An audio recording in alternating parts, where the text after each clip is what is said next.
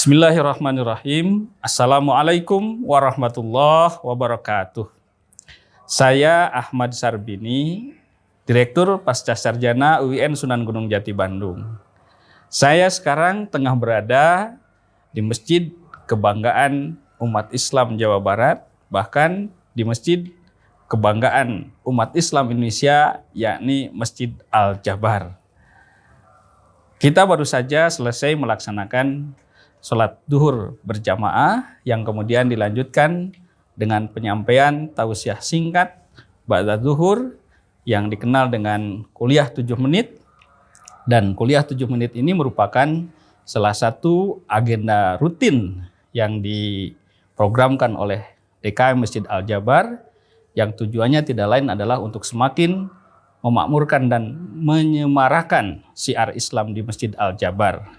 Kenapa itu dilakukan? Karena kita tahu proses pemakmuran masjid tidak hanya bagaimana kita mendorong masyarakat agar menjadikan masjid ini sebagai tempat dan pusat ibadah taqarrub ilallah, tapi juga dijadikan sebagai pusat dakwah Islam.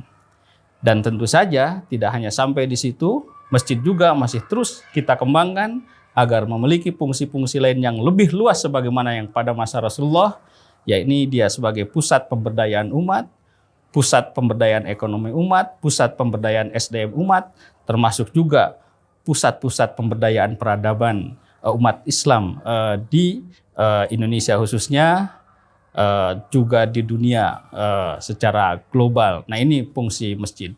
Oleh karena itu, Masjid Kebanggaan Masyarakat Jawa Barat dan Kebanggaan Umat Islam Indonesia ini mari kita makmurkan bersama, ya, dengan berkunjung ke Masjid Al-Jabar untuk melaksanakan ibadah, untuk menyerap berbagai macam informasi Islam, untuk membangun ukhuwah Islamiyah, termasuk juga untuk mengembangkan jaringan kerjasama umat Islam melalui media masjid, yang dengan begitu keberadaan masjid-masjid kita, ya, termasuk Masjid Al-Jabar ini dapat berfungsi secara maksimal sebagaimana fungsi masjid yang dibangun pada masa Rasulullah dan para sahabatnya.